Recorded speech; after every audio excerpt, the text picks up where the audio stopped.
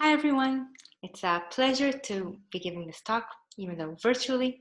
My name is Inbal Arnon. I'm a professor at the psychology department at the Hebrew University, and this is joint work with my wonderful PhD student, Ori Lavi-Rotman. And today we're going to be talking about statistical learning and language structure, the impact of Zipfian distributions on word segmentation.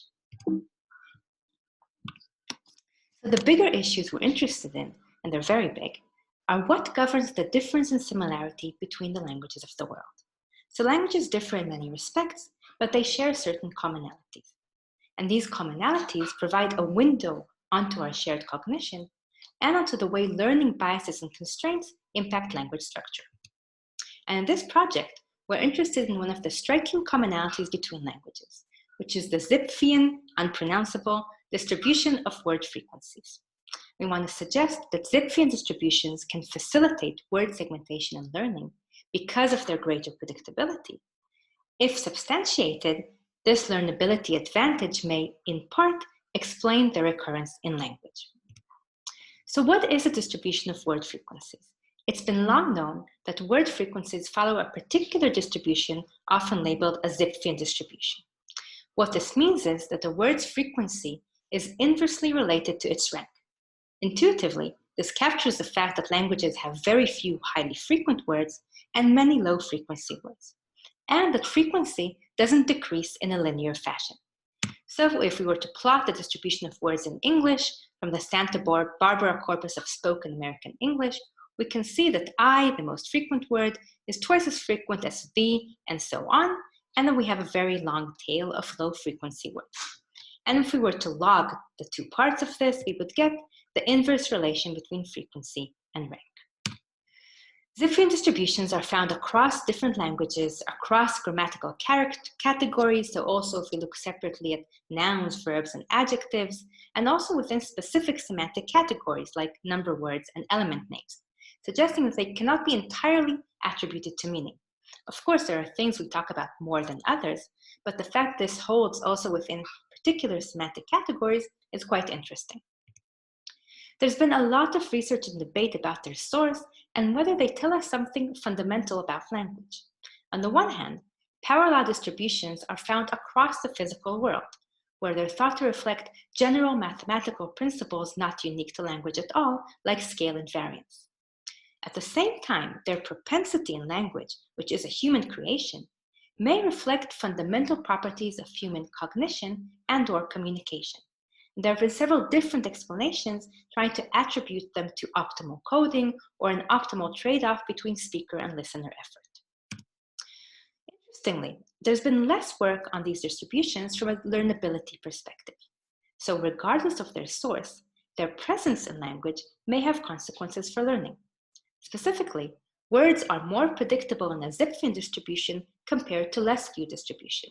And this has two advantages.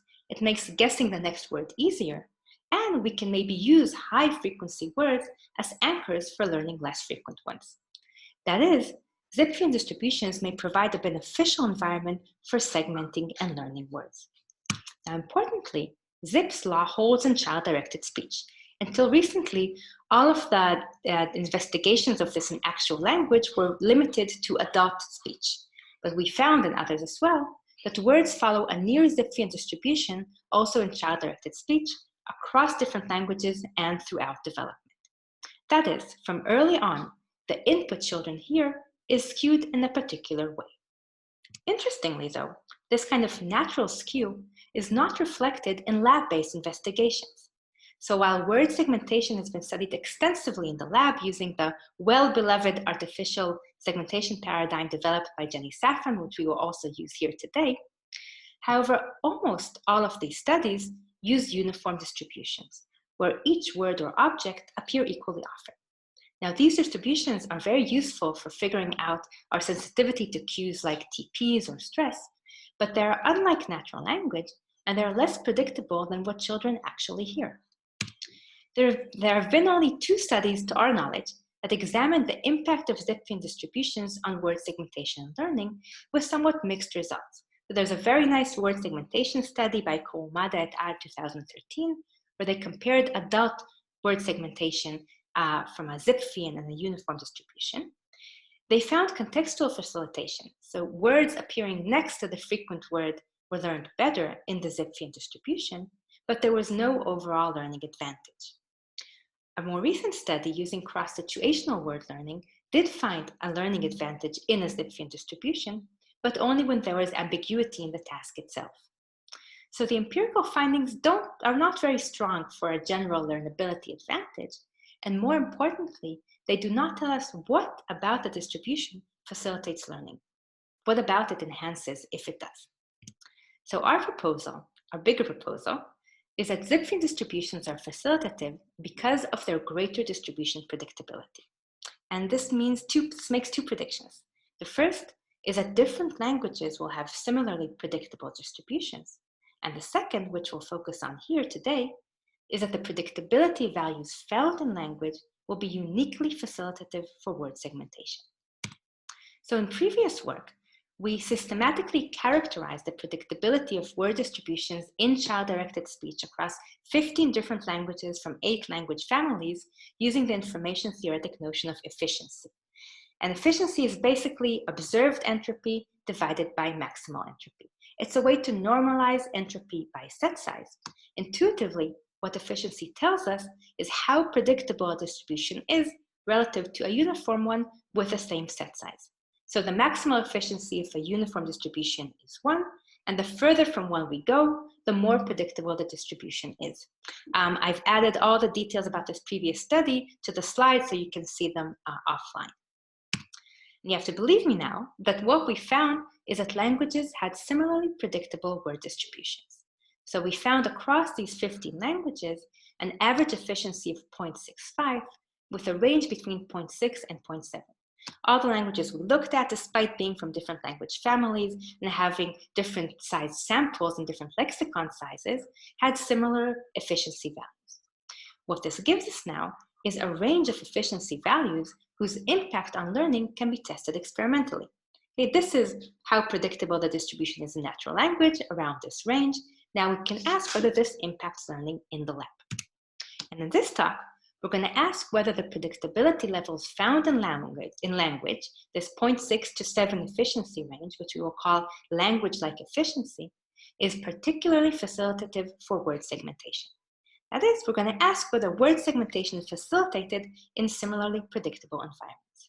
If so, this would suggest that Zipfian distributions confer a learnability advantage, and this advantage is related to their distribution predictability.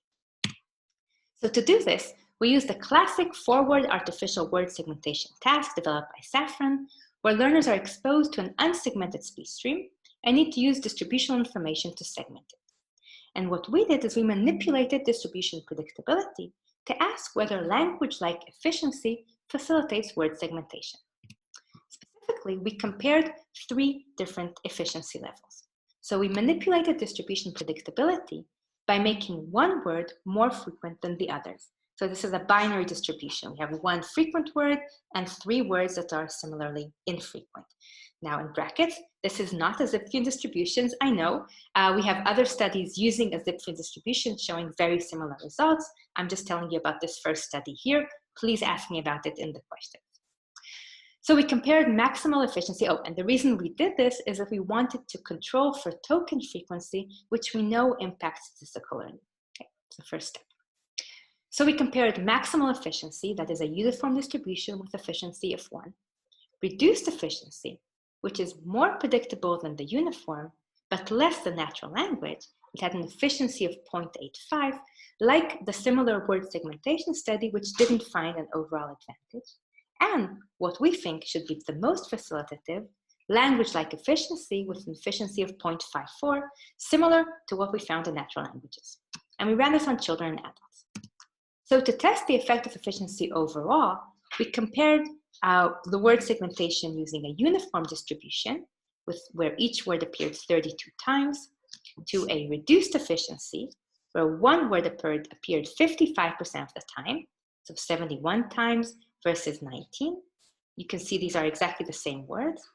And the language-like condition of efficiency where one word appeared 101 times and the other 3 appeared only 9 times. Now, this, of course, is very not language-like in many respects, right? 4 words, one appears 80% of the time, not like language. It's only like language in terms of its efficiency value. Okay, to be completely transparent about how non-language like this is, I'll play you a clip of this.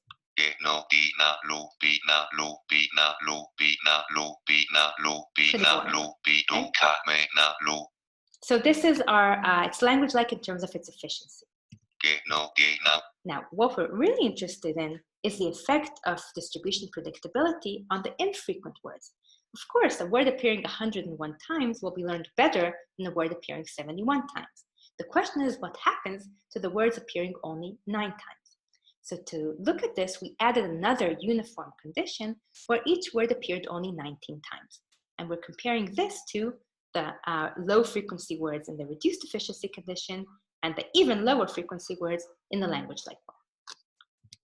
So we have 4 experimental conditions: a shorter uniform, a uniform, reduced efficiency, and language-like.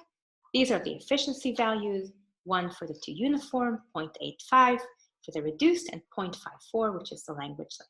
And they're equated on length and on other things. And they have obviously the same, all have 4 words. Okay, just to take this in for a second. Okay. So what we did is we exposed learners to an unsegmented speech stream composed of recurring triplets, and we tested them on their ability to distinguish words from foils. So the words were real words, and the foils were non-words. So the syllables appeared, but not together. Okay, this is not part words, but non-words. And we did this so that children will also be able to complete this task.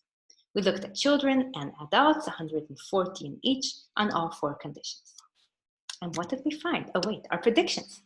So if any increase in predictability is facilitative, we should see better segmentation in the 2 skew distributions compared to the uniform one. If, however, learning is facilitated more in language-like predictability, we should see better segmentation in the language-like condition compared to the other 2. And we expect similar patterns in children and adults, but this is something kind of foundational to learning. So what did we find? Looking first at the adult results, looking at overall accuracy, we see that indeed, performance only improved in language-like efficiency. So performance was very similar in the uniform and the reduced efficiency conditions, around 65% correct. But it was much higher, 82% correct, in language-like efficiency. This is a pretty high percentage for these kinds of tasks. Now, of course, maybe this only reflects performance on the very frequent word, right? They maybe only learned that one. So we looked only at the low frequency words, and the same pattern holds. A word appearing only 9 times in language-like efficiency was learned much better, 78% correct, than words appearing 19 times in reduced efficiency or in a uniform distribution. And again, there was no difference between these 2. So performance only improved in language-like efficiency. When we turn to the results of the children, we see a very similar pattern. Overall, accuracy was better only in language-like efficiency compared to the other 2 conditions, which were similar. And when we look only at the low-frequency words, we see something even more interesting. These words were only learned significantly above chance in the language-like efficiency. So a word appearing only 9 times was learned way above chance in the language-like efficiency, but words appearing double the amount of times were not learned at all. They were completely a chance in the uniform condition, I think only also in the reduced efficiency. Now this is interesting because if we had only taken the uniform condition, as we often do, we could conclude that children can't learn from only 19 exposures, but this is clearly not the case. So what did we find? Increasing distribution predictability facilitated word segmentation in both children and adults, but only when it was increased enough. And what we see is a discontinuous effect of efficiency reduction, where accuracy improved only in the language-like condition, which may explain the lack of effect in the previous word segmentation study. Is it really about efficiency, though, you may be wondering? So there may be other differences between the language-like efficiency and the reduced efficiency. Maybe there are differences in anchoring, or in the TPs, or in ruling out foils with frequent syllables and more. We have tried to rule out all of these explanations. I'm happy to answer questions about them, and we think none of them can explain the discontinuous effect. What we think this shows is that learners are sensitive to distribution predictability quantified by efficiency in a seemingly discontinuous way. So what are the implications? Learners are sensitive to the predictability of the entire language, where it seems that learning is facilitated at certain efficiency levels. This highlights the danger in using uniform distributions in the statistical learning literature. We may be testing learning under detrimental conditions. And it's a very first step in suggesting that language-like efficiency confers a learnability advantage for word segmentation. So I want to, in 1 minute, go back to the larger puzzle, which was, why are Zipf-ian distributions so prominent in language? And as I said, there are many different explanations. But what we're interested in is in the possible learnability source in language, okay? Not in the physical world, only in language. That is, we want to try and make the point in a much larger project that Zipf-ian distributions are a byproduct of competing cognitive and communicative pressures. Specifically, that the kind of distribution predictability we observe in natural language reflects an optimal trade-off between learnability and expressivity pressures. So from a learnability perspective, we want more predictable distributions. But from an expressivity perspective, languages with much lower efficiency are ineffectual from communication. This kind of 0.6 to 0.7 range gives us languages that are predictable enough and communicatively adequate. I'm happy to expand on this more. There are many, many open questions which we are exploring in the lab, not physically, as I speak.